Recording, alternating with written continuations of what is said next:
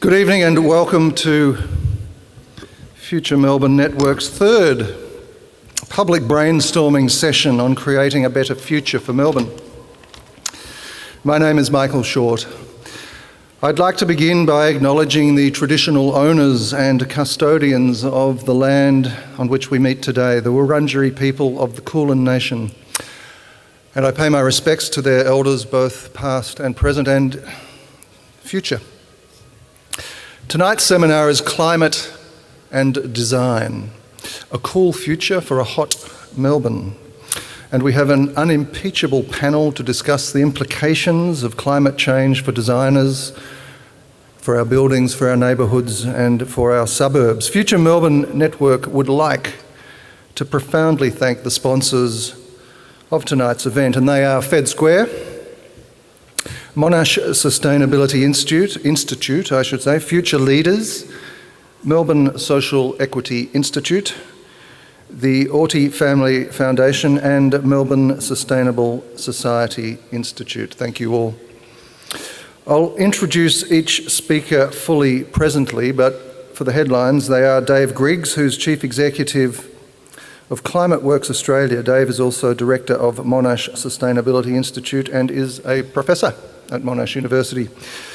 Caroline Pidcock is Director of Pidcock Architecture and Sustainability, so she's well placed to be here. Kirsty Albion is a dynamo. She's the National Co-Director of the Australian Youth Climate Coalition, and if you think young people are not engaged in the political process and in ideas and change, Kirsty's here to disabuse you of that. And finally, Professor Rob Adams, who's the Director of City Design at the City of Melbourne.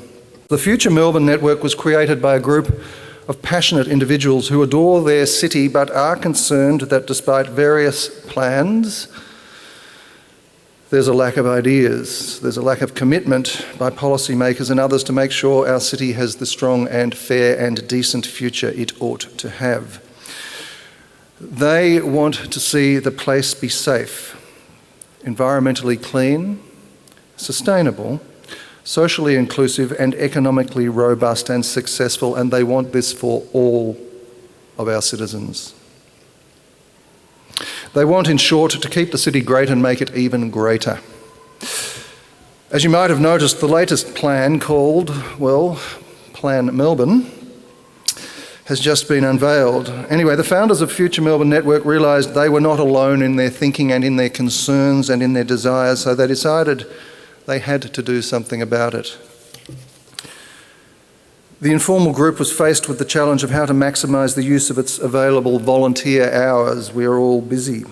It decided to run the series of seminars to reflect the interests of many Melburnians in the future of their city, of our city.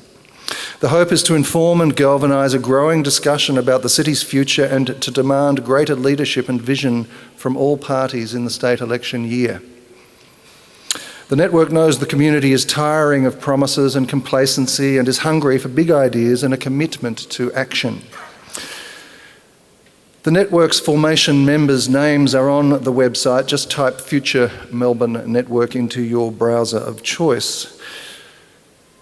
The formation members have been hugely heartened by the willingness of talented experts to participate as speakers. They've been heartened by the quality of audience participation. And they've been heartened by the support of the sponsors. Many people have been asking how they can assist the Future Melbourne Network and how the Future Melbourne Network can assist them.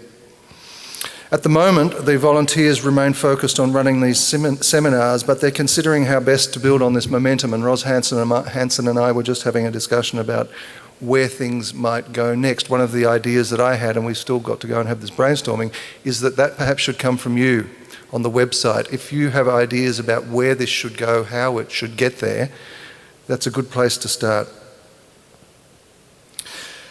The seminar proceedings have been filmed and you can view those on the website too if you've missed any of the others.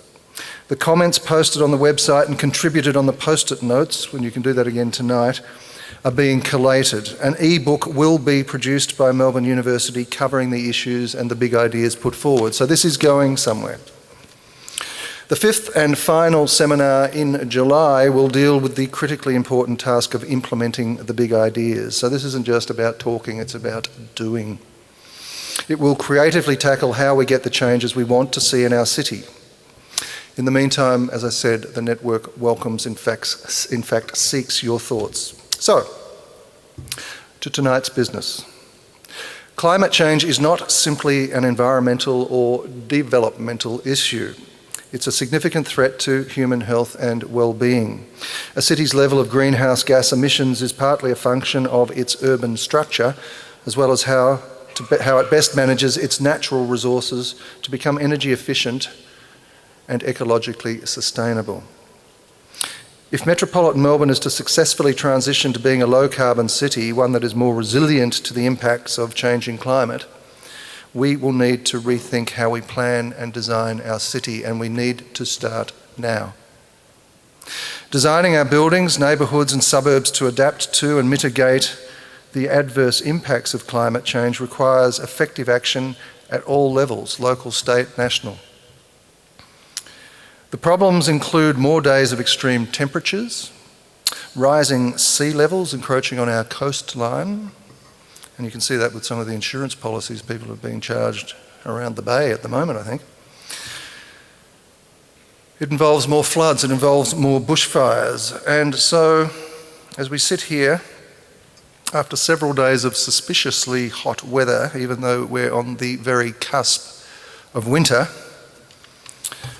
our first speaker is Professor David Griggs. As I said earlier, he's the Chief Executive of Climate Works Australia.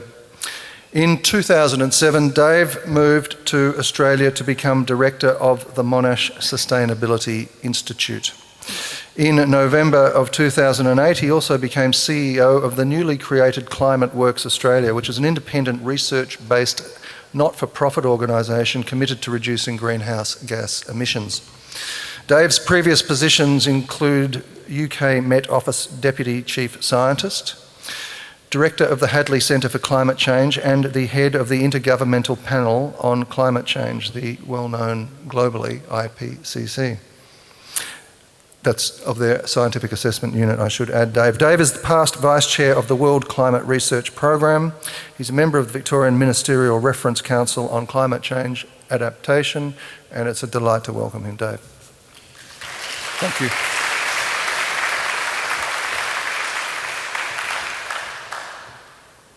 Okay, I'm a bit of a fraud here because I know nothing about cities or infrastructure or architecture. So I've been asked to give a bit of a global oversight about some of the sustainability challenges facing the world, and then hopefully the rest of it will then bring it down to the local level at Melbourne. And because I'm lazy, I'm going to use 3 of my 10 minutes to show you a film. This is the story of how one species changed a planet.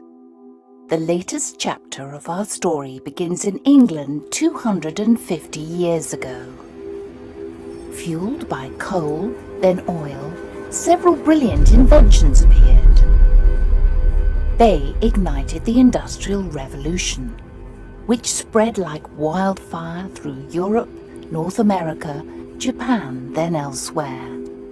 The great railways, then cars and highways, connected people across the globe.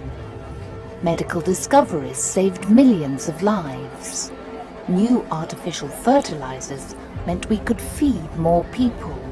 Population rose rapidly. But this was nothing compared with what was to come. The 1950s marked the beginning of the Great Acceleration. Globalization, marketing, tourism, and huge investments helped fuel enormous growth. People swarmed to cities, which became even more powerful engines of creativity.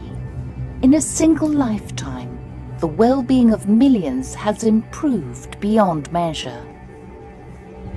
Health, wealth, security, longevity, never have so many had so much. Yet 1 billion are malnourished.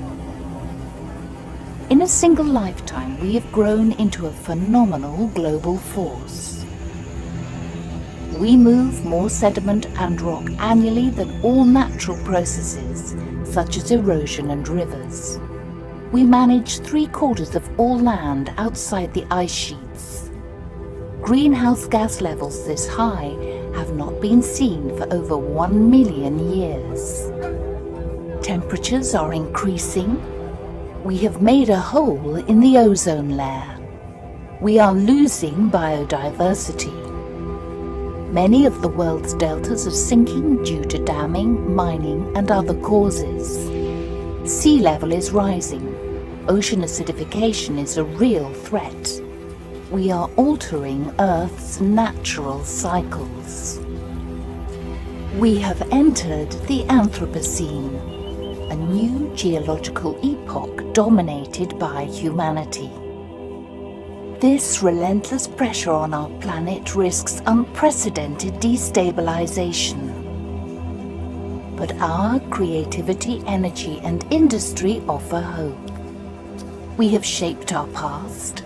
We are shaping our present. We can shape our future. You and I are part of this story. We are the first generation to realize this new responsibility. As the population grows to 9 billion, we must find a safe operating space for humanity, for the sake of future generations. Welcome to the Anthropocene. Okay, so what you see there is that human beings are now impacting on natural systems on the Earth at a global scale. And if you look at these graphs, you won't see what they are, but things like population, real GDP, foreign direct investment, damming of rivers, water use, fertilizer consumption, urban population, paper consumption, transport motor vehicles, telephones, international tourism, even the number of McDonald's restaurants. The thing to notice about that is all the shape of all the graphs are all the same. And they're all going under this sort of exponential increase. But the Earth's natural systems, not surprisingly, are responding in exactly the same way. So when we're looking at greenhouse gas concentrations or ozone depletion or surface temperature increases or great floods, damage to ocean ecosystems and coastal zones, loss of tropical forest woodland, loss of the amount of land turned to domestication, global biodiversity loss, they all have exactly the same shape. So we as human beings are exponentially affecting the natural processes on the planet, and the natural processes on the planet are not surprisingly responding in exactly the same way. And that's the challenge, is how do we continue to develop our cities and our society whilst not doing that at the expense of the global natural environment. So if you look at global human impact as a measure of population, affluence, and technology along the 3 axes of this graph, the very tiny little box you can see at the bottom is the total human impact in 1900. The second tiny little box at the bottom, you can't really see this here, is what it was in 1950. And then the big box is 2011. So it's just a huge explosion in the human impact. And so at the Rio +20 conference, they summarized the global situation as follows. They said it's unacceptable.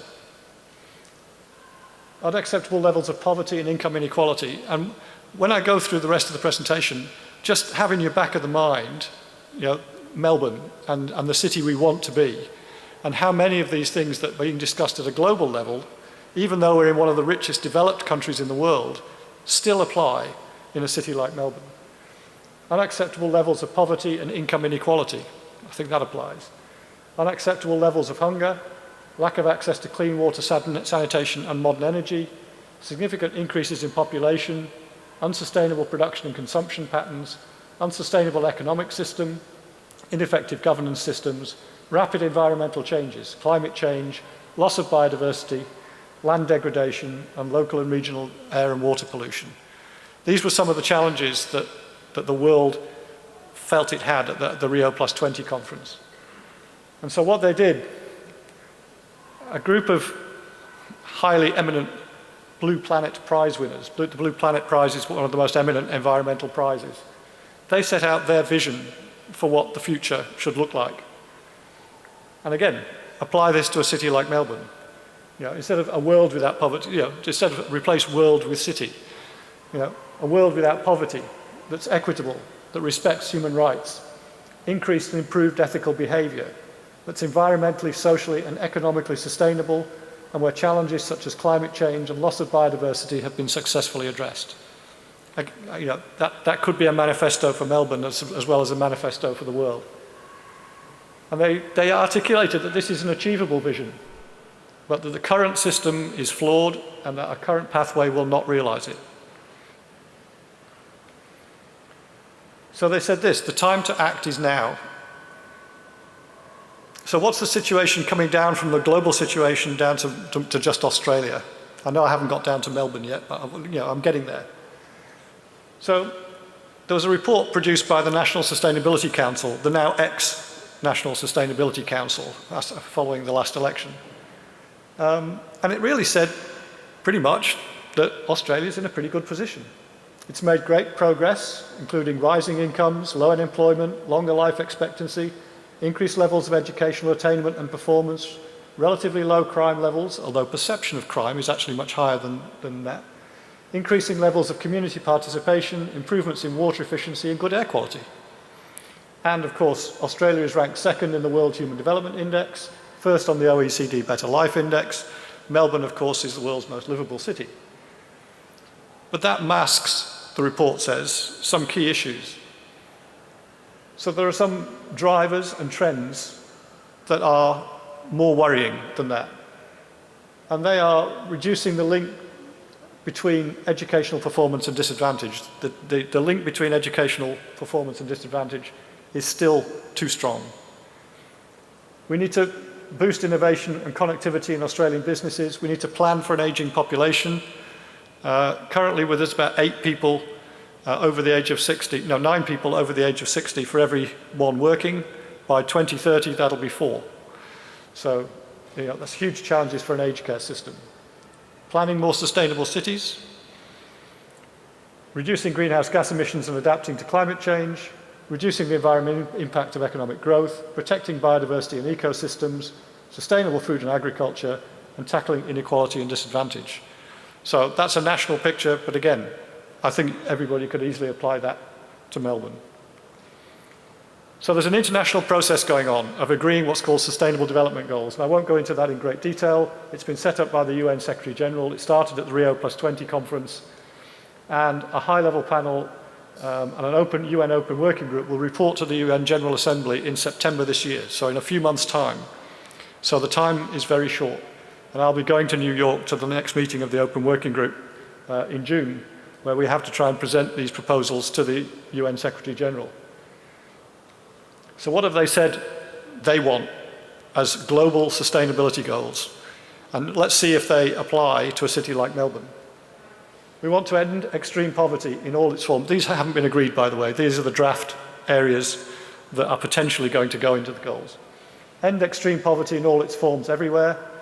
End hunger and improve nutrition for all through sustainable agriculture and improve food systems. Healthy life at all ages for all.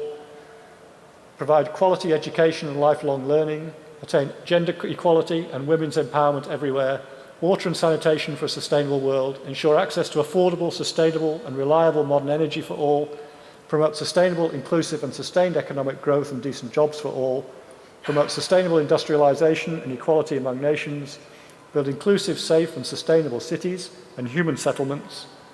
Promote sustainable consumption and production patterns. Take urgent and significant action to mitigate and adapt to climate change.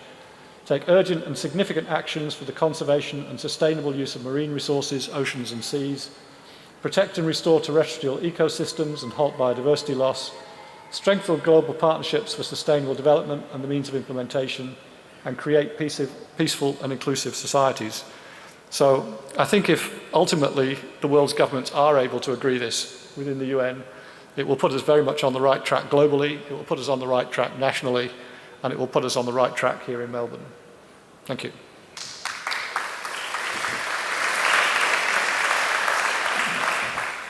Thank you, Professor Griggs, for setting out the big picture so comprehensively for us. Caroline Pidcock, as I said, was Director of Pidcock Architecture and Sustainability.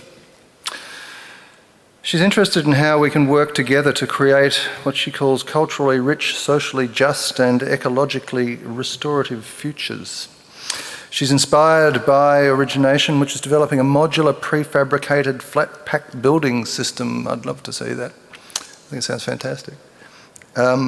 That will deliver sustainable, cost-effective housing. You can't argue with that.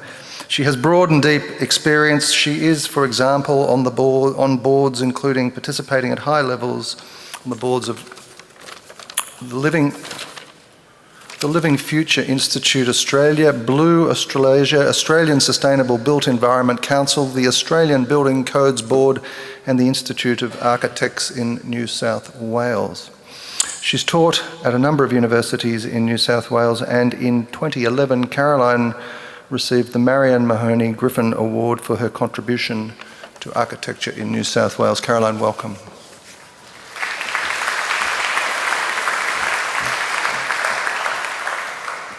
Hi there. Great to be here, and it's an incredible coincidence because I've also been participating in the last week in a panel in Sydney with help from Melbourne University called Visions and Pathways Sydney 2040. So obviously the big cities are really concerned, and it's great to see. So a cool future for hot Melbourne. I think Buckminster Fuller's notion that we've really got to have a new model to replace an old one. We just can't change the current one is something that we've really got to think about. We've really got to have big dreams, really seriously big and important dreams to make our future better. In line with that, I'd really like to talk about the Living Building Challenge, which is a framework for sustainability that I think is a big challenge, and it's really exciting, and it is a different way of thinking, and it's a program of the International Living Future Institute. It's a philosophy, an advocacy tool, and a certification program that addresses development at all scale. The underlying principle of the Living Building Challenge is that all development and projects should be positive and regenerative, not less bad, but actually make things better. It strives for a culturally rich, socially just and ecologically restorative society. To achieve this, it suggests that we should use nature as the ultimate measurement stick for performance, and it uses the metaphor of the flower to illustrate this principle. Like a flower, all elements of the built environment are rooted in place, yet a flower has place-based solutions to meet all of its energy, water and resource needs, and to maintain balance with its surroundings.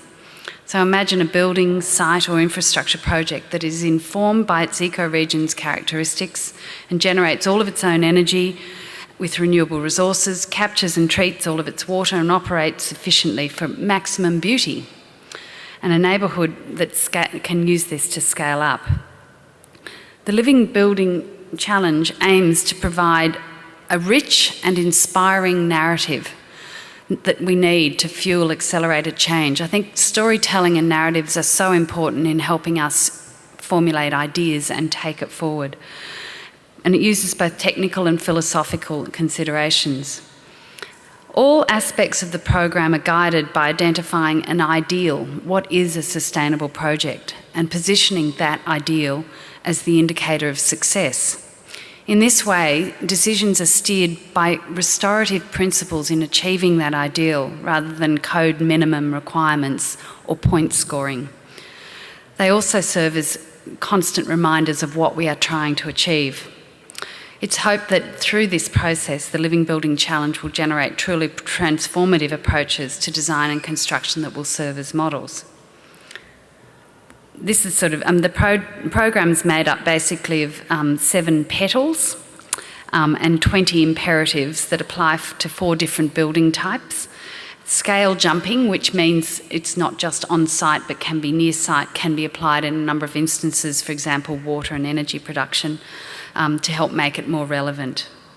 So I'll just go quickly through some of these because I think it's really helpful, because any dream needs to have a really complete idea. You can't just attack pieces, you've got to perform it as part.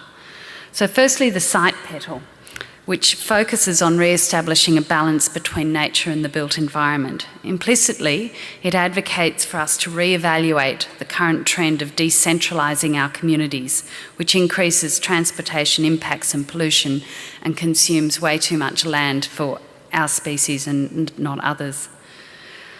The next one is water, and all living building challenge projects treat water as the precious resource that it is. Conventional practices are terribly wasteful, both by design and in use. It's unlikely for water to be repurposed and sometimes leaves the project before even being used. The next petal, energy, is simple. It only has one imperative, net zero energy, which means that it's critical that projects are designed to be as super efficient, which eliminates as much energy demand as possible, which can be up to 60 to 80% on current trends, and then to apply renewable resources to supplement what is needed. The health petal is less extreme in its approach. The intent of these imperatives is not to address all potential ways an environment could be compromised, but actually to concentrate and focus on how to make places healthy, both physically and psychologically, and improve our whole relationship to nature. Material selection is probably the most challenging one. It's very far-reaching and has broad impacts. It deeply influences and is influenced by the petals in the Living Building Challenge.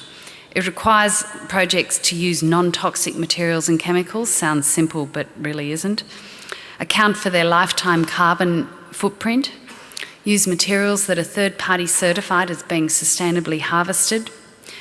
Next one I really like is sourced locally to support local traditions, people and economies. And finally, to design and build to conserve and reuse resources. The next petal is equity, and it focuses on creating a built environment that upholds the dignity of all members of society, regardless of their physical abilities or economic situation. The imperatives cover a range of issues, including accessibility, rights to natural systems regardless of property ownership, and protecting individuals from the negative impacts caused by adjacent properties.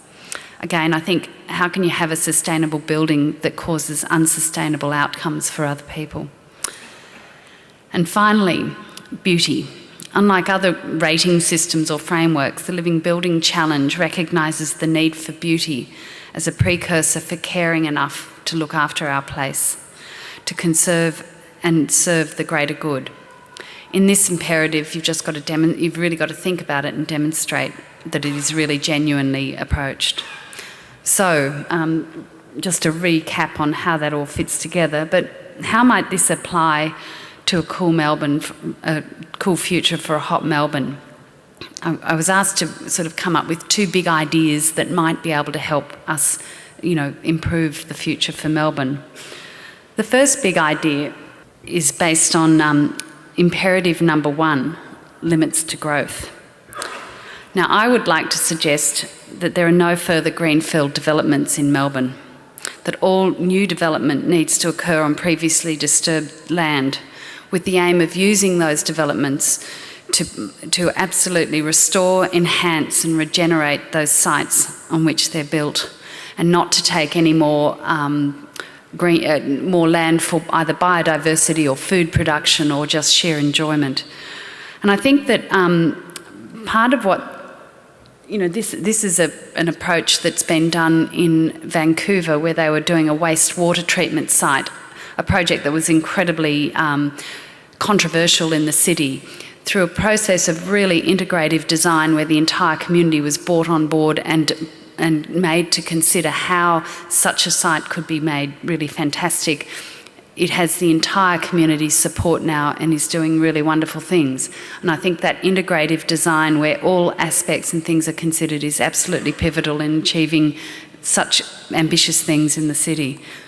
But here's a whole lot of other sites that just shows that when you actually concentrate on taking previously damaged sites, you can create really resilient and fabulous places in the city that can help in much more difficult times and difficult climate change times. So I think that's what we should be doing. The second big idea is based on imperative number 7, which is net zero energy. And basically, I think that all new developments need to be net zero energy. And I think that this is entirely achievable. They need to be super energy efficient, with all energy required supplied by on or near site renewable energy as on a net annual basis. If you think that it can't be done, there's many buildings all around the world that are doing it in much tougher and less resource-rich climates than we have. And they're doing it in joyous and terrific places.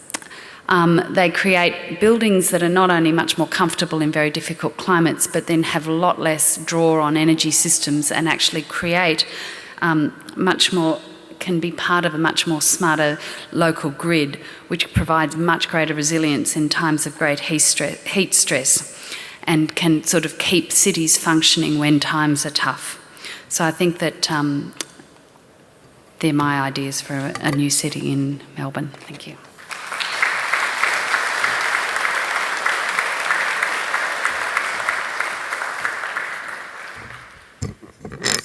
Caroline has provided a very interesting couple of ideas to take us from what is the case to Dave's what ought to be the case, and I think that's a nice coupling. Kirsty Albion, as I mentioned earlier, is the National Co-Director with the Australian Youth Climate Coalition, and the Coalition is a formidable example of community action and leadership. It has 120,000 members, which is more than the combined total membership of our major political parties. Kirsty's been part of the team. Yeah. As I said, don't let anyone tell you that young people aren't involved and leading. She has led many of the major campaigns. She's been involved for 5 years from inception. The campaigns include Meet Your Member, where young people met 215 of our federal politicians. I would have loved to see that. She led the 2010 grassroots election campaign and a 328-kilometre walk for solar thermal in Port Augusta, which would have been hot. She's passionate about empowering young people. She's run training days for thousands of them. She has impressed many people. And in 2010, she was the Young Tasmanian of the Year. Last year, with Lucy Mann, Kirsty was awarded Young Environmentalist of the Year. Please welcome Kirsty.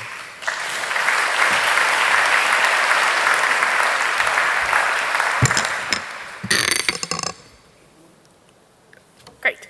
Hi, my name is Kirsty. Thank you so much for having me today. As Michael said, I'm one of the national directors at the Australian Youth Climate Coalition. Who's heard of the AYCC before? Great. So you know that our mission at the AYCC is to build a generation-wide movement to solve the climate crisis before it's too late. And the reason we do this is because we see it as the biggest threat facing young people. It is our generation that's going to inherit the decisions made today on climate change, and we only have a few years to turn this around.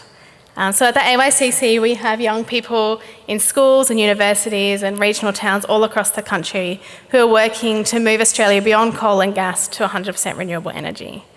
And like Michael said, we've grown over the last few years from just a handful of students to over 120,000 young people.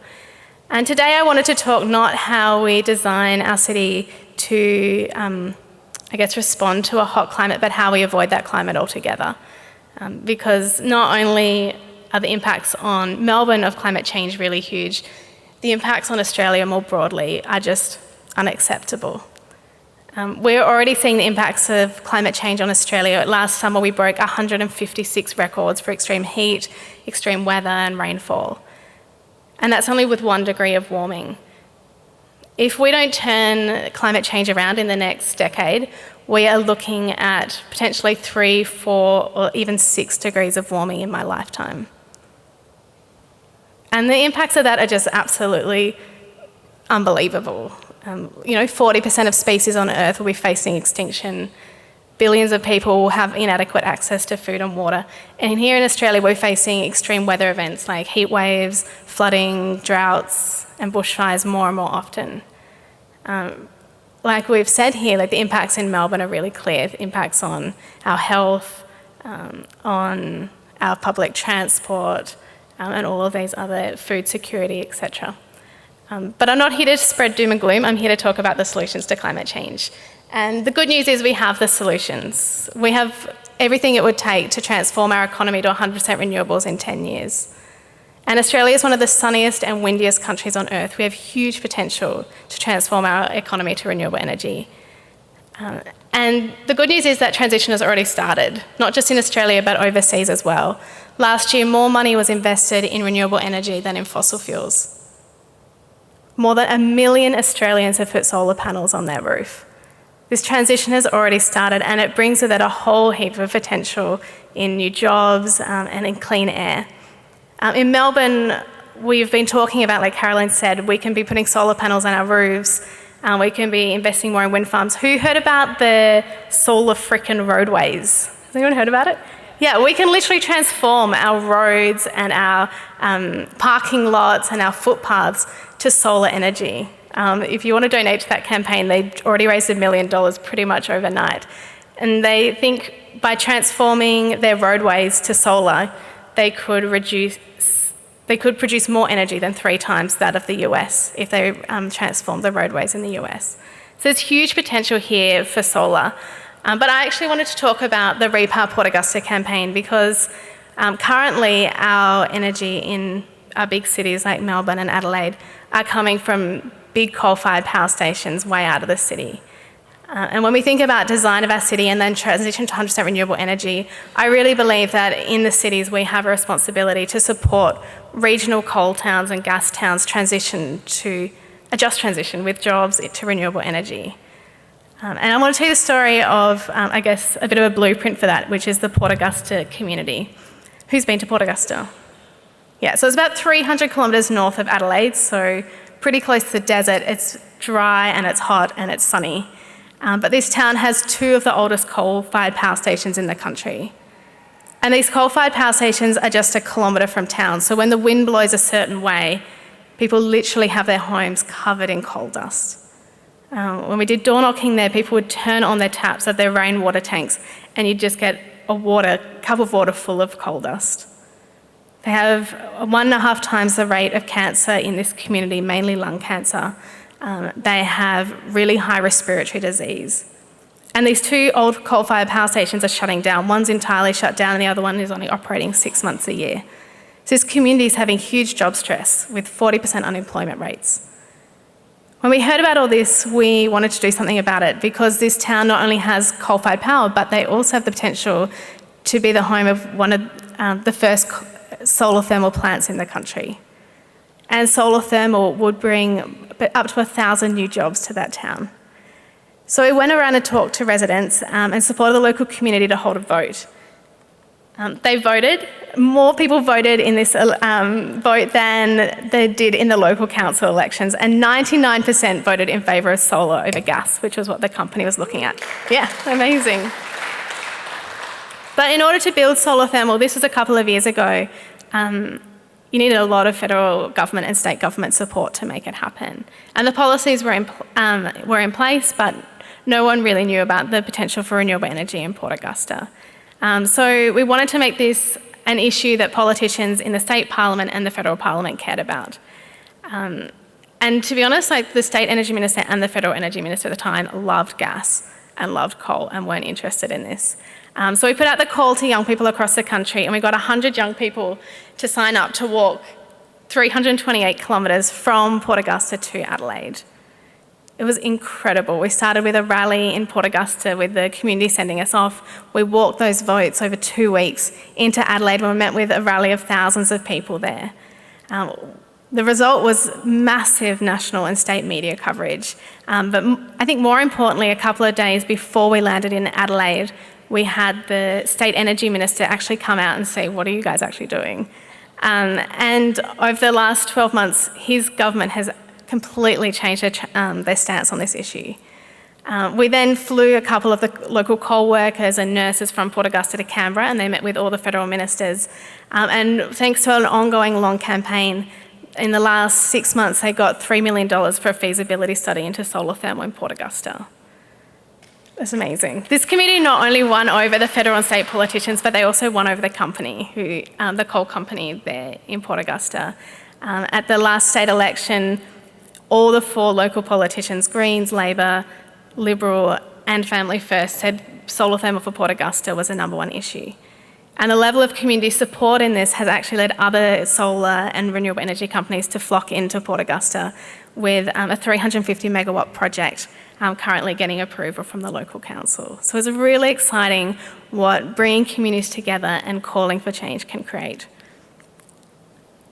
And the other story I want to tell you about is one that's a bit scarier, and that's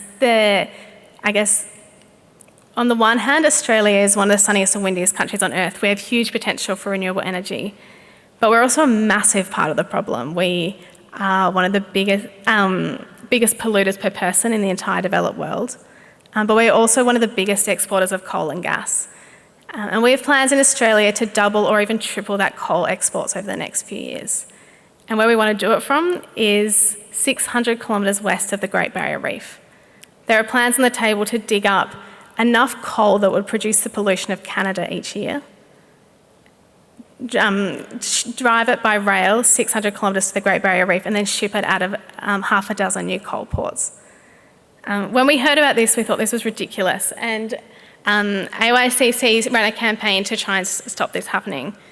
There are a whole bunch of community groups and organisations who are working so hard to halt the expansion of coal exports on the Great Barrier Reef. But I just want to tell you of one little story and show you how we can win this fight in the cities. Basically, we heard that Lendlease, which I think people know is a sustainable building company, we heard that they had proposals to build the biggest coal port on the reef. They seemed completely at odds with their values. So when we heard about it, we rocked up at their AGM dressed in Nemo suits with big friendly letters saying, please don't invest in coal ports on the Great Barrier Reef, protect our future. When they didn't really listen, we got a big truck with a video of us saying it outside the AGM and circled it around. We then got young people with dressed as Nemo or on Valentine's Day handing out red roses to staff, asking them to consider not going ahead with this project and actually raise it with their boss.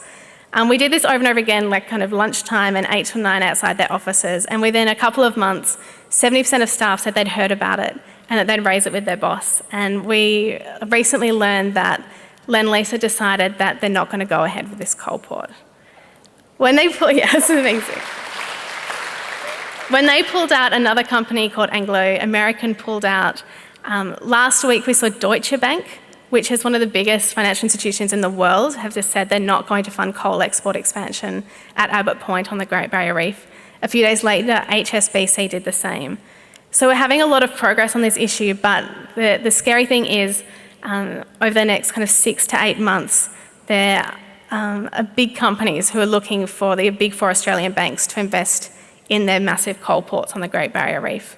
So bring it back down to what we can do here in Melbourne and how we can have a massive impact on the future of our city is calling on our big 4 banks to not invest in coal export expansion. It just seems crazy that these kind of consumer-facing brands who try and compete each other for sustainability would build the biggest coal ports on the Great Barrier Reef that not only threaten the reef directly, but threaten the future of young people and the environment across Australia. I'm really excited to be having this conversation with you tonight. Thank you.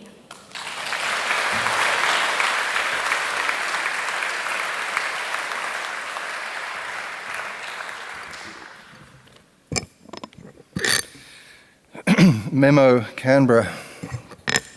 That's what direct action on climate change really looks like. Professor Rob Adams is the Director of City Design at the City of Melbourne. Rob is currently a member also of the Urbanisation Council of the World Economic Forum. He and his team have been the recipients of more than 120 local, and national and international awards. They include, on 4 occasions, receiving the Australian Award for Urban Design. He knows of what he speaks. Some key projects include Postcode 3000, CH2, Australia's first 6-star green commercial office building, Birrarung Ma, Swanston Street, and that's been a long one, hasn't it? City Square, that's been even longer. The list goes on. Rob was also awarded the Prime Minister's Environmentalist of the Year award in 2008 and he got the Order of Australia the year before for his contribution to architecture and urban design. Rob's current focus is on how cities could be used to accommodate and mitigate rapid population growth and the onset of climate change. Please make him welcome, Rob.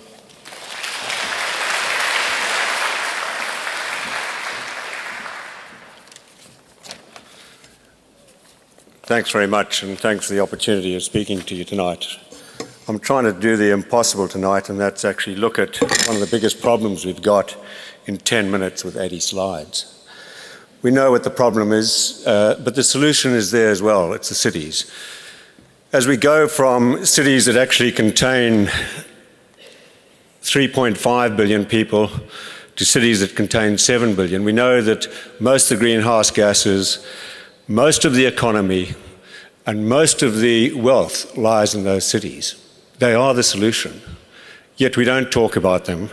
Clearly, the federal government has got no intention of actually solving this problem. So therefore, incrementally, how do we solve this problem ourselves?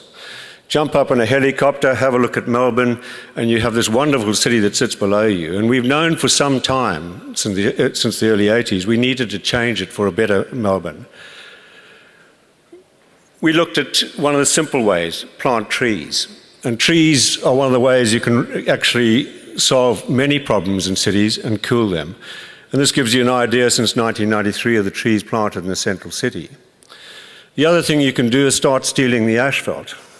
If you take away enough asphalt and actually put it into paths, footpaths, parks, etc., you can, over time, start to, in fact, cool that city down. And here are a few examples of us quietly taking away the asphalt.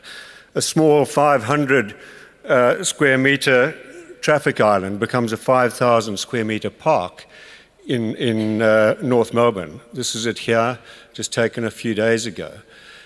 And people can change the city really easily with these very small moves. Other cities have done it. Seoul takes down a freeway and creates a river and greens its city, and more people come back to the city. We have magnificent parks that surround our city. When I came here in '83, I couldn't believe how well endowed the city was with parks. So the challenge is, how do we take those parks, how do we protect them? Because they actually have 14 million visitors, they're worth $21 billion. They're worth looking after. How do you expand them? How do you take away some of the infrastructure? This was a diagram we did in 1986 that said this is what you've got on the eastern parks of Melbourne. Wouldn't it be nice if they linked up and became one of the biggest parks in the whole of an Australian city? And Burrung Ma comes out of that. It came out of pushing to change the nature of the way things are done. And today it's grown up and the trees are growing up and it's starting to be a better park. It even had a meadow that came back this year in another form, which is used to look at the biodiversity and the changing maintenance regimes of the city. A lot of this changes in about the year 2000, with the realization that just doing the small things we were doing wasn't going to be enough. We needed to set some more ambitious targets, and I'll come back to that. So reducing our water and going to zero net emissions, looking at the formula that actually made reducing those emissions possible. And then looking at projects where we put solar voltaics on the north-facing roofs of Queen Victoria Market. Why? Because they're north-facing, they're already there, it was cheap, and you could make a big impact very quickly. Or building buildings like the East Melbourne Library and the library that's going to open at Docklands on Saturday that are low-energy buildings. Buildings that, in this case, in East Melbourne, use the ground temperature to help heat and cool it. Or little places like this, the Venny, which has just been defunded by the federal government, an adventure playground where children can actually see green roofs, work with sustainable agriculture, and experience what the future might be like. Or simply just painting the roofs of things like the Art Play building just outside here, working with Melbourne University, so that we can actually cool the building. Or the well-known example of CH2, which for us was very much an experiment of looking at how you design a building within the climate of Melbourne. A building that looks at the outside temperature of that building in summer and looks at how we capture the cooling at night and reuse it. So the most advanced technology in this building is the windows open. They actually let in the cooling at night and help cool down the building. Or you take the 1,200 buildings that have been built in the past and you provide financing so they can be retrofitted. And that's part of the 1,200 buildings program that we're doing at the moment. But then it really gets crucial in 2009 when you suddenly realize that more people are dying from heat stress than are dying in any fires or tragic event that happened in that year. We have less water. We can see the stats. We know what's happening. We know by looking at our city that it's heating, and it's going to get hotter because we're going to have more hot days over the period. So we put in place strategies that both look at how do we put an urban forest into the city and how do we improve the open space. And the city over the last 4 years has invested $40 million in trying to improve the environment of the inner city. We know that if you plant a tree, the temperatures around change and go down, and therefore you could, just by having good landscapes in the city, drop the city's temperature by 4 degrees. And it's not just about temperature. We might be better off having stormwater running across the surface and purified by the trees and putting it in pipes and taking it out to the bay. Because trees actually purify the water. They act as sinks. They actually hold the water. And there are a whole lot of things that we haven't got time to talk about in this study. But sadly, if you look at our trees and you follow the 10 years of drought, and we're about to lose a lot of those trees through old age and changing climate. The important bar here is the fifth one down, with that big brown slot. Those are the drought years. Never before in Melbourne had you had a big slot of drought like that in one hit. It's not drought, it's climate change. It's here, we know it's here, we can see it. So we've set some targets, and I won't read them, but one of them is that we'll go from 22% canopy cover to 40% canopy cover, and we'll do it by 2040. We've actually made urban forest accessible to people. You can go online, you can find a tree, you can find out its health, you can actually identify that tree, its species, its age, and you can even send it an email if you want. So you can engage with this tree. And why is that important? Because we need diversity, we need the community to understand that many of the trees we've used in the past won't survive into the future. You need to capture water. These are many of the water projects we're doing. If you capture it off the footpaths and run it into the tree plots before it goes into the drains, or if you put down permeable asphalt that actually allows the water to penetrate into where the trees are going and actually hold it there. Or even in Collins Street, where we did such a good job of paving the streets over many years, we're now going back and retrofitting it so we can let water back into the trees, because we were actually excluding it from the Earth's surface. So the city needs to become a sponge. It needs to absorb that water. It needs to take it in. The best place to hold water is not in a tank, but in the soil. We have, however, built many tanks. This is at the exhibition buildings and helps the Carlton Gardens. This is in Fitzroy Gardens, which will actually provide 80% of the water that's needed for Fitzroy Gardens. And what was a depot will go back 50% of that area into parkland. This is the tank, and it's a fairly large one. It's about 5 million litres. This is under Darling Street in East Melbourne. So what looks here like a tank is in fact a street, and here you have the rain garden in the middle of the street. It's actually purifying that water and putting it back into the gardens. And the biggest one of those is in Royal Park, where water is collected, purified and reused. We're currently at the stage where 25% of the water we use for our landscape is being captured through these projects. In fact, it's saving us over $600,000 a year in the cost of water by just using stormwater recapture. We've produced a Growing Green Guide, which is to help, and with a lot of other partners. It wasn't us, you can see them all down the bottom there. This was about letting people understand how you can actually green your buildings, how you can look at roof gardens, and possibly making a city within a forest, rather than the other way around. What does that mean to the metro area? Well, we jump back up in that helicopter again, and we think of Singapore. And I'm about to go to Singapore on Thursday, and I haven't been there for 10 years, and I'm looking forward to it.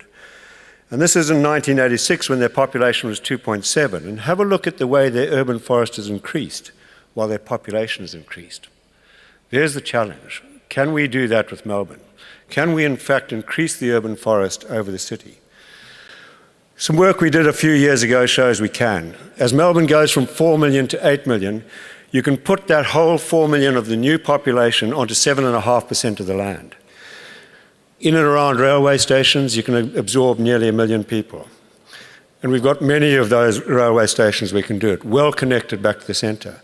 In and along the public transport corridors, particularly the bus and tram corridors, you can in fact put over 2.4 million people on those routes. And we've got a fantastic system of public transport, underutilised, but placing people next to that infrastructure. So areas like this where we spent the money already, we put the population, so we can afford the infrastructure. Remember, if you double a city's population, you've got to double the urban capacity of that city. In Melbourne's case, you put that in the wrong place, you're going to waste $440 billion. Put it in the right place, you can save that money. And it's happening. People are, in fact, and developers have worked out that to put it near the infrastructure works. And there's some very good buildings. This was a car park that is now affordable housing, got a supermarket and a childcare and community facilities sitting alongside it. And look what it's done to the streetscape. It's actually improved that piece of city. The remainder is in areas like Docklands, and this is Docklands a week ago. And what we're getting is a new piece of city that is part of our central city and slowly will grow into being a good piece of city. You can get another 500,000 people in that area. So there's your 4 million. What does that mean? We don't have to touch the suburbs. We actually take the suburbs and turn them into the urban forest that we've been talking about. The only thing wrong, not the only thing, one of the things wrong with Plan Melbourne is it didn't say how many people each of the municipalities should absorb. If it did that, I believe the community would have placed them in the right place, and we would have actually not only preserved the suburbs, which is what is going to happen, but we would have got development in the right place. What does that look like? This is our city, there are the transport routes. We have the development along those transport routes so you can walk out to high quality high streets, and the urban forest becomes a space in between. We can actually have the best of both worlds here. It's something that is very doable and not very difficult. What do we have to do? We have to just adopt a few strategies, things like the strategies I've talked about. City as a catchment, urban forest, open space, zero net emissions, 1,200 buildings. More importantly, we have to set some targets. I am a great believer in everybody out there. When you say to Melburnians you can only use 150 litres a day, what do they use? 150 litres a day. When you say 20% renewable by 2020, we get so far ahead of that goal, the current federal government wants to pull it back. We are good at hitting targets. So we need to set those targets, and then we as a community can actually do it without a recalcitrant government. Thank you.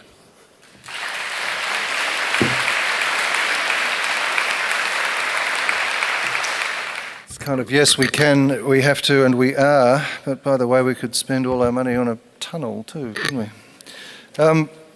Over to you. We've got some roving mics. Hands up. Where are the mics? Okay. So while our fabulous panel settle in, there's a question we can start with in the middle here. Sorry. Thank you very much.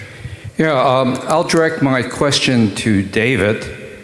You mentioned that the UN is committed to the idea of sustainable growth, but an increasing number of people are questioning the growth paradigm. And it's obvious that we need growth for a lot of people, the people at the bottom, the poor. That's a matter of social equity and justice. But how about the growth for the affluent? Because we have a world where there are a growing number of billionaires. So I'm just wondering what your thoughts are on that. I've just spent 2 days in a workshop discussing exactly that. The bottom line is that there are enough countries in the world who are still committed to the concept of growth that any sustainable development goals that don't have that concept in them will not get agreed through the UN. So that's the pragmatic side of things. The question of principle is what you're looking for is a prosperous, inclusive, thriving society. And In my terminology, we can look at that in terms of different forms of capital, and built capital in a city is an obvious one, and economic capital is another. And what we need to do is to still create that economic capital and that social capital without damaging what is called natural capital, so without damaging the natural environment. So, you could argue that we've not actually seen growth to date, because all we've done is exchange natural capital for built capital and human capital. So the pragmatic is that we're going to get the word growth in there. The concept is how we define that growth and how we make that terminology beyond just GDP into something which is more inclusive of both economic, social and environmental sustainability. I might add, however, that the world does have limited resources. And the idea of continual growth, which is part and parcel of the existing global economy, is just, in the long run, unsustainable. That is the elephant in the room. Is there another, while we get the mic over there, although I do note that that's what the Club of Rome report said in the 70s, and it was pretty widely debunked by experience. But yes, the Malthusian dilemma. Vincent Ryan, a Kensington resident, suggestion to the panel and particularly to Rob that local government plan for Victoria's transport, because certainly the state and the federal government can't do it, and that Melbourne in particular lead that plan, because your vision in particular, Rob, is not possible without huge increases in public transport.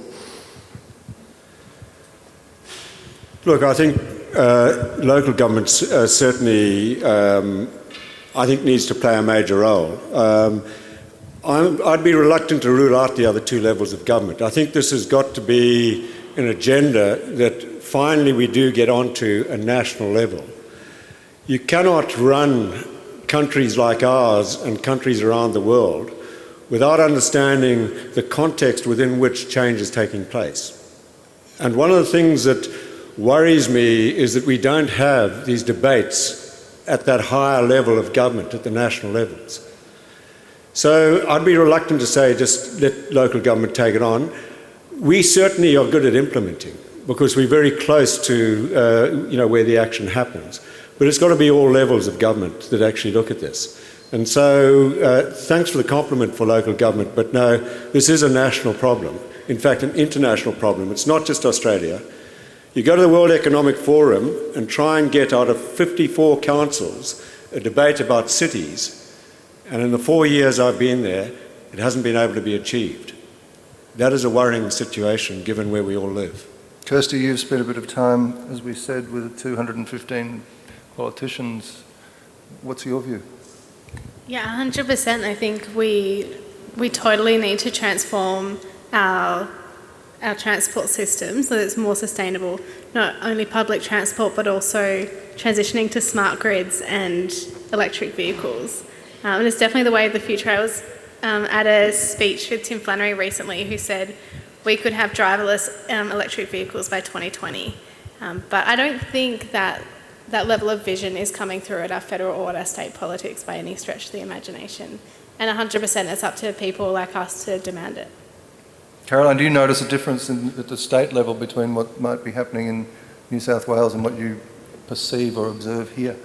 In our state, fortunately, we have a transport minister at the moment who actually understands the importance of public transport as part of that mix, which is highly unusual, and I think she's not incredibly well supported by her colleagues, but she is achieving good things and she's got some good transport plans. And I think, as Rob said, it's incredibly important to engage at that level. I was also part of the group, the climate change group, who went to Parliament, and I think one of the best parts of the training for that was to actually engage with those politicians on a level that they understood, to start a story about yourself and why you're here and why that is important. And I think the strength of storytelling and engaging people in why what you're thinking is really important cannot be forgotten. And I think that actually that's part of how we've got to engage with people who seem to not understand, is to try and in a much more storytelling way, let them know why other ways of being are really important. Can we have your minister, please? Is it? No. Thank you, and thanks to each of the speakers.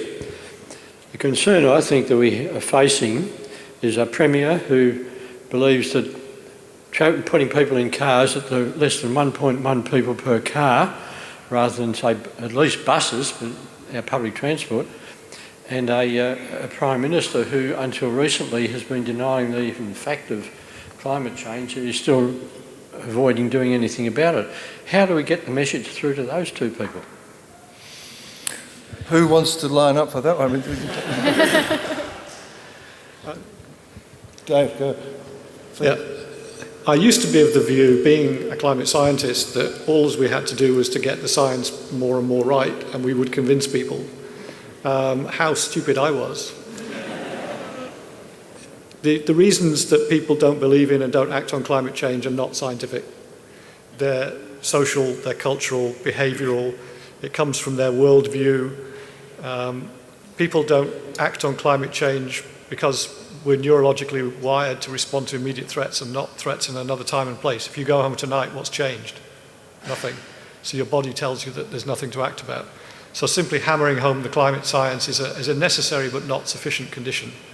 And we need to use all of the weapons in our armoury, from behaviour change to regulation to social change and everything else, to try and get that change to happen. I actually think I'm part of a group called Blue Australasia, which is working with the whole idea of the blue economy, which is Gunter Pauli's idea. He's a member of the Club of Rome. It's part of the circular economy, cradle to cradle. And the whole idea of blue is to move away from, or to move past and beyond green or sustainable into another realm, which is perhaps able to engage people who have put up barriers against green and sustainable. But the way they win is to say, well, it's economically better. It is going to win economically. If you do sustainable systems, if you find systems that really work in truly sustainable ways, where you turn waste into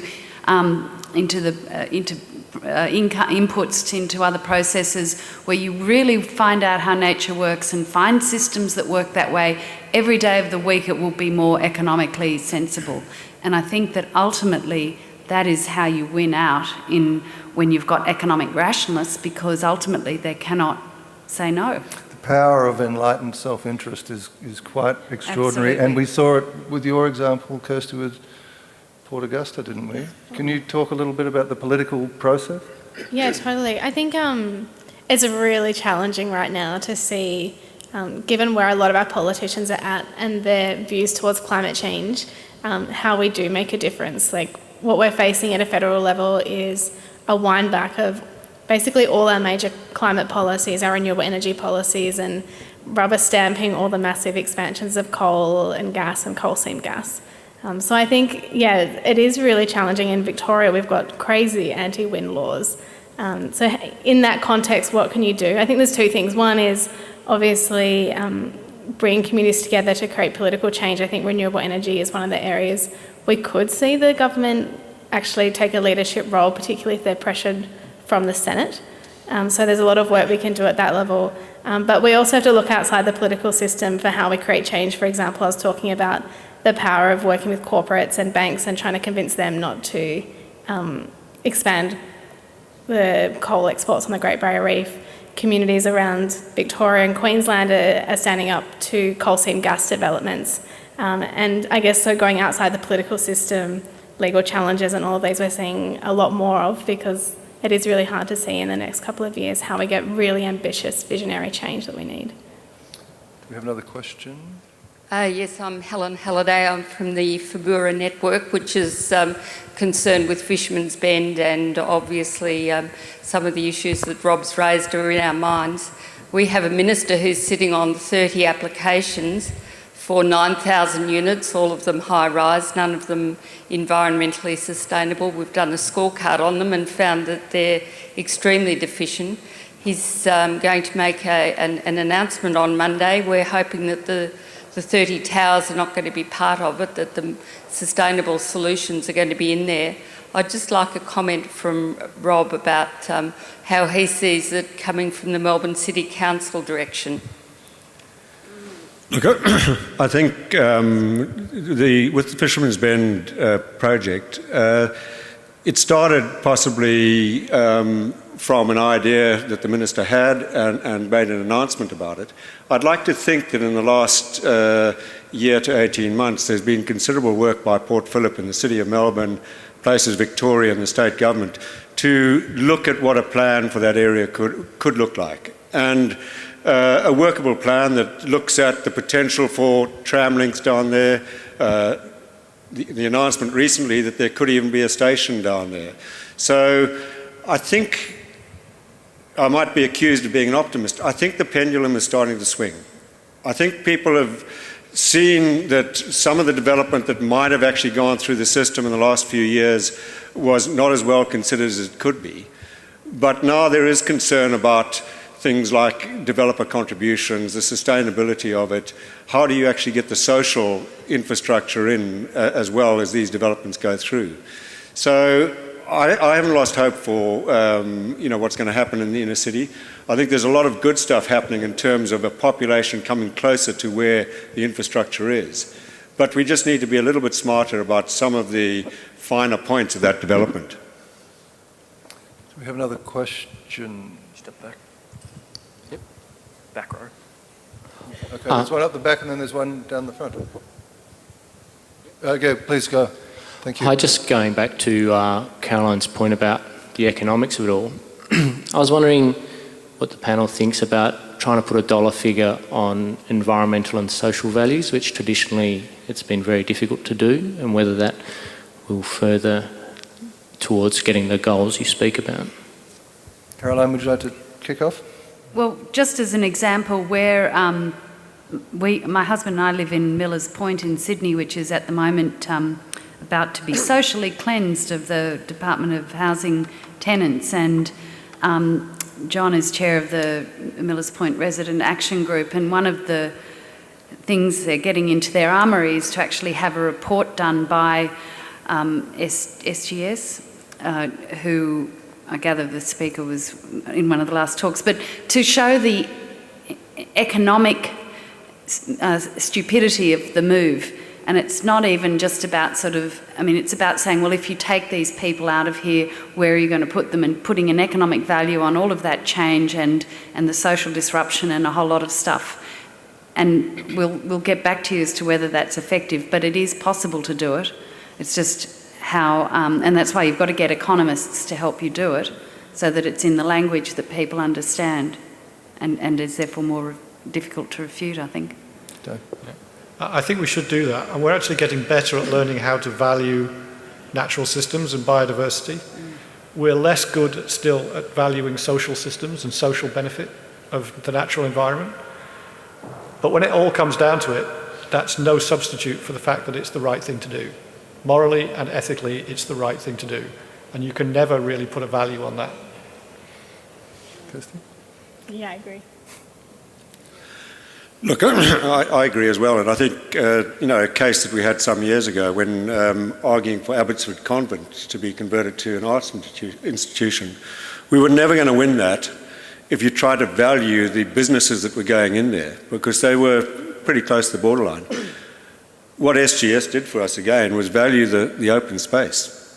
And they put a value on the open space in there at $20 million, changed the business case completely, and the state gave it money. So I think we're just not valuing the right things at the moment, be it the environment, be it the social values. But we are getting better at that. I mean, we've got a much better value on our trees in Melbourne now.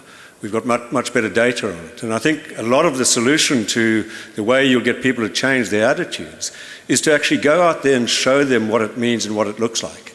We're not using our technology, I think, to its fullest at the moment to actually replicate what the cities we're talking about may look like in the future, and getting people to talk about those. It's very difficult to talk around things like statutory documents or planning schemes.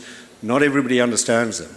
But if you can visualize it, if you can actually show people what it looks like, I think you can have an intelligent conversation. Thanks, Michael. Perhaps a quick comment on that last question. In fact, we can do quite a lot of social impact and social valuation now. For example, we can value the social inclusion benefits from public transport based on some research that's been done here in Melbourne. So there is quite a lot of possibility in that space. A question for Rob and Kirsty. With civic crowdfunding and also lots of money sloshing around in self-managed superannuation funds, what opportunities do you think there are for people who might be interested to actually invest in things like clean or low carbon solutions for our cities? Yeah, I think the shift in finance from kind of dirty fossil fuels and the problem to the solution is really exciting. There's over $1 trillion in Australia's super funds. And if we could just invest even just 5% of that in renewable energy, it would completely transform our economy. So I think there is huge potential, and for those of you who haven't heard, there's a really strong divestment movement going on, which is kind of university by university and social institution, local council by local council, getting people to move their funds from fossil fuels to renewable energy. It's having a massive impact, both I think in people's understanding of the impacts of coal and climate change and the relationship between gas and fossil fuels and fueling climate change, but also having an impact on the finance sector as well, and actually getting the finance sector to start factoring in the risks around fossil fuels and invest in that renewable energy. And there's banks and there's superannuation funds who are set up just to invest in ethical projects, but I also agree there's a lot of potential to be investing in those new ideas and solutions. For example, there are community wind farms that are going up where you can crowdfund wind, or solar projects. Like I talked about the solar freaking roadways that excited me this week, where you can fund this kind of new technology that's going up. And yeah, there are newer technologies all the time. Putting crowdfunding into batteries and actually storing solar would be a really exciting development. Look, I think if you can get an idea that people can understand, there's a lot of funding out there. I mean, we've been very lucky with most of our projects. In fact, the urban forest, the water recapture, a lot of those projects have been funded jointly by other agencies. Since the urban forest became more tangible and people can go online and actually go to trees, we are having a number of people coming out and saying, can we help fund a component of this? I think it wouldn't be far away from actually saying to people, if we wanted to stick a forest from here to Geelong along the freeway, what's the cost of actually putting in the restraining wires, a couple of metres off the road, and then greening that whole area up to the farmer's fence or beyond? And does everybody want to invest in a tree? I think you'd find that people would take that up. So it's finding those mechanisms that people can feel they make a change. And I think part of the problem with climate change is if you don't contextualise it, if you don't put it in a context where I feel I can make a difference, then the word climate change just becomes so imponderable that, as you say, you go home at the end of the night and nothing's changed. But once you put it in the city, or you put it in your street, you put it in your backyard, people feel they can make a difference. And I think that's where you'll get huge change. I think there is a momentum that's built already that the federal government have misread. And I think they're going to be pleasantly or unpleasantly surprised by how they get run over by this. Caroline, you wanted to add? Just in our Sydney thing that's been happening over the last week, we had a financier sitting at our table, and she was telling us that climate bonds and green bonds are absolutely growing in respect from being funded by superannuation funds. And her sort of vision for 2040 was that we'd all be paying 20% super and most of it into green bonds or climate bonds that would be funding all of these projects that need to happen to create a resilient and strong future. Dave, did you want to add anything there? Is there another question? There's one here and then one there. My question is for Rob. I'm just curious, given that Docklands and Fisherman's Bend have been identified as growth areas in the City of Melbourne, whether the City of Melbourne has considered sea level rises and the impacts that they will have on places like that. I know this is well into the future, but they are low-lying areas close to ocean, so I think it kind of needs to be considered.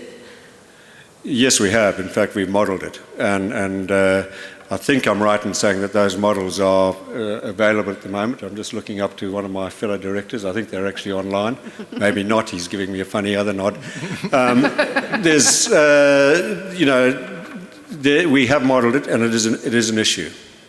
You're going to have, as the sea level rises, it's not only just at the shoreline, it's when it pushes back up the drain. So you start to get water appearing in quite strange places. And I think that modelling has been done. I've seen it illustrated around. We're going to need to start dealing with that. We're going to need to think about how we stop water coming back up those drains. We, for instance, have a water scheme where we're collecting water before it goes into the Yarra. And what we've put is a series of sort of gills on the end of the stormwater pipe, so the water can push through going out, but the water can't push through coming back up. And there's going to be a whole lot of technology we're going to have to look at to deal with those problems. And they're not that far in the future. There was one, where's the microphone? Please go ahead. Oh, sorry. This question is purely practical and it's for Rob. In Melbourne we have lots of individual houses. It's one of the things that makes our suburb. The north windows I have on my house collect a lot of sunshine. If I plant trees on my north side, I have to forego the sunlight energy that comes into those, and I have to get my heat from some other source. So I don't want trees on my north side, so I can plant the trees on my south side, which Rob's my neighbour, because it's on his north side. Now I can, of course, grow nice tall trunks so the trees are up higher and the sun comes underneath, but then I can't put solar panels on my roof because they're shaded. Now, how can we manage to get sunshine in my windows, which is by far the cheapest way to get energy direct into my house, and leave my roof available perhaps for some solar, or maybe the solar should be well outside the city, and have trees as well? All of these resources compete with each other. How can we resolve this? I've got exactly your situation. Outside my bedroom window, which is north facing, is a tree. In summer, covered in leaves, cools our bedroom, keeps that whole northern wall cool. The leaves have just disappeared off that tree, and we're going into winter. That's when I need the solar gain. I've got solar panels on the back of my house facing north that actually collect more energy. I've been in credit ever since I put them on. These things are not difficult. Deciduous trees actually are ideal for climates where you want to cool a house, during the summer and allow the sun in the winter. I think there are many of those solutions, and I'd hate to think we're making it difficult by saying we can't do this. We've got to look at the species, we've got to look at the context, we've got to look at how we in fact get the sun where we want it, when we want it. And then there's double glazing. Yeah, hi. My name's Christine Asmar. I'm with Marat Barak, Melbourne Institute for Indigenous Development at the University of Melbourne. I'm just going to pick up on something Caroline said about we need some different ways of being, and just raise with the panel and possibly to you, Rob, initially, that there's a missing narrative here, and that's the Indigenous narrative. And I'm not just talking about issues of social justice, but also issues of connections to and care for land. And I wonder how that's informing some of what the work you're doing, and perhaps other members on the panel have a comment as well. Yeah. Look, I think we could learn an enormous amount about the care for land from the Indigenous communities, and I suspect we're not learning enough. We're not opening up those opportunities. So we've worked quite closely with Indigenous communities, but I'd be spinning your line if I felt we'd actually gone to the extent that we could have gone there. I think in that issue we're all on a bit of a learning curve as to how land used to be cared for. We're getting better, I think, when we look at some of our farmers and some of the ways they're starting to think about land and how they actually care for it. But we've got a long way to go. We've been doing some work with Indigenous communities looking at some of the parallels between sustainability and caring for country. Because people always assume that the Indigenous sort of concept of caring for country is about caring for the actual physical land. But caring for country is actually much more than that. It's about caring about the past and the present and the future. It's about caring us as human beings that are part of country. So we are part of country as much as the land and the trees are part of country. And that is really what sustainability is all about. It's about the past, it's about the present, it's about future generations. It's about caring not just for the physical environment, but us as part of that physical environment. So there are incredible parallels between caring for country and sustainability, and I agree we've got a huge amount that we can learn. I think the other thing is community. The one thing that I suppose, having grown up in Africa and actually looked at how close-knit Indigenous communities are, and then going into a city and realising that you lose those connections sometimes, one of the things that I like about where Melbourne's going is I think we're starting to regenerate our communities. You know, I feel that, you know, alongside the infrastructure that's going in, you know, in the high streets, we've still got the essence of those communities, and people are coming back to that. I think there's a natural return to not wanting to age in an old age home, but possibly age in place in a community that you've grown up in. So I think there's a whole area of community that we're starting to see re-emerge, and people wanting to live where they can actually walk to everything they do. And I think that's a positive side. I think that in the living build, and thank you, Christine, for a lovely question. In the Living Building Challenge, one of the things under health is actually about biophilia, which is reconnecting with nature and being informed, and it's about mental health, and it's, you know, the whole nature deficit syndrome that we are suffering. And I think that reconnecting with nature is so important, not just for mental health, but if you don't understand something, how can you possibly care for it? And I think that part of, you know, what the Indigenous people of Australia were so connected, they so knew and understood the land that caring for it was just so second nature. And I think we need to, in making dense cities, make sure there's also ample opportunities to connect with nature, and I don't think they're mutually exclusive. I just think through really good and careful design, like Rob's been engaging in, it's totally possible, and it's probably the easiest way of carrying the load of many people. Yeah, I 100% agree. And one of the most inspiring parts of the work that we're doing at the Australian Youth Climate Coalition, I find, is actually working with Indigenous young people and their leadership and creativity, and the vision that is emerging from young people all across this country is really inspiring. And I think you're right, we have a lot to learn from our elders and our past and our future. The word inspiring is a great one to finish on. We have sadly run out of time. I don't know about you, but I think I leave tonight feeling a lot better than I did when I arrived. I think that the message here is that change is occurring. It's occurring in the communities, and we're going to do this with or without the political support that we could perhaps have hoped for. Caroline Pidcock, Dave Griggs, Kirsty Albion and Rod Adams, would you please thank them?